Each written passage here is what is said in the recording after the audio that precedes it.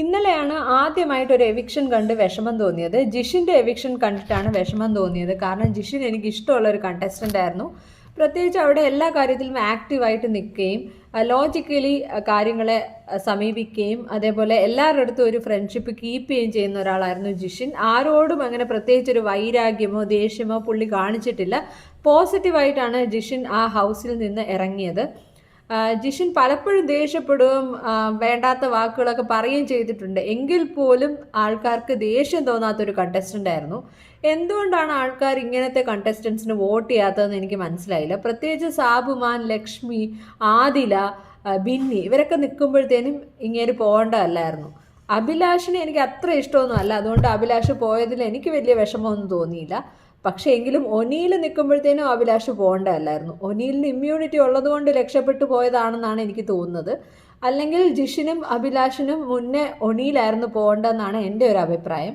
പിന്നെ ആദിലയുടെ കാര്യത്തിൽ ആദില പറയുന്നത് അനീഷിനെ ഇഷ്ടമുള്ളത് കൊണ്ടാണ് ചൊറിയുന്നതെന്ന്. പക്ഷെ ആ ഇഷ്ടം എനിക്ക് തോന്നിയിട്ടേ ഇല്ല. കാരണം ആ ചൊറിച്ചിൽ കണ്ടാൽ വൈരാഗ്യത്തോടെ പെരുമാറുന്നതായിട്ടേ ആർക്കാണെങ്കിലും തോന്നുള്ളൂ. അനീഷിനും അങ്ങനെ തന്നെയാണ് ഫീൽ ചെയ്തത്.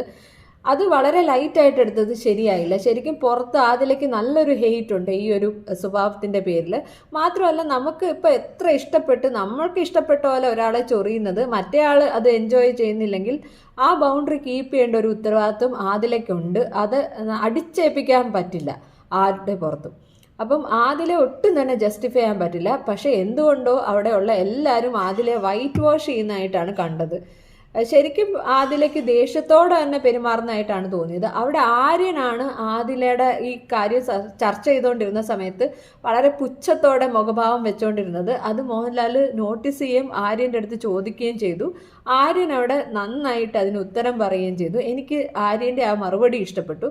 കാരണം ഒരാൾക്ക് ഫണ്ണെന്ന് തോന്നി അയാൾ എന്ത് വേണമെങ്കിലും ചെയ്യാം, മറ്റേ ആൾ ചെയ്യുമ്പോഴത്തേനും അത് ഫണ്ണല്ല. അങ്ങനത്തെ ഒരു ഡബിൾ സ്റ്റാൻഡേർഡ് നല്ലതല്ലല്ലോ. ആദിലെ ഞാൻ ഒട്ടും തന്നെ സപ്പോർട്ട് ചെയ്യുന്നില്ല. ആദിലെ പെട്ടെന്ന് വെളിയിൽ പോകണമെന്നാണ് എൻ്റെ ഒരു ആഗ്രഹം. അതേപോലെ വീണ്ടും അനുമോള് സദാചാരം പറഞ്ഞിറങ്ങിയിട്ടുണ്ട്. ഇപ്രാവശ്യം കുറേ പേര് അതിനെ ഒരു ഡൗട്ടോടെയാണ് നോക്കുന്നത്. ആര്യൻ തന്നെ പറയുന്നുണ്ട് ഒരു ചെറിയ ഇഷ്ടം തോന്നുന്നുണ്ട്, പക്ഷെ എന്താണെന്ന് അത് അഡ്മിറ്റ് ചെയ്യാൻ എനിക്ക് അവിടെ മൂഡില്ലായിരുന്നു എന്നാണ് ആദ്യം പറഞ്ഞത്. ശരിയാണ്, ആര്യനും ജിസേലിനും തോന്നുവാണെങ്കിൽ അത് പറയാം. അല്ലെങ്കിൽ അവരെന്തിനാണ് അഡ്മിറ്റ് ചെയ്യുന്നത്? അത് അവരുടെ പേഴ്സണൽ കാര്യമാണ്. മാത്രമല്ല, നമ്മളൊന്നും ഇത്രയ്ക്കും അങ്ങോട്ട് ശ്രദ്ധിക്കുന്നുമില്ല. ഈ അനുമോൾക്ക് മാത്രമാണ് അവർ എന്താണ് ചെയ്യുന്നതെന്ന് കാണാൻ ഇത്രയധികം ആകാംക്ഷയുള്ളത്.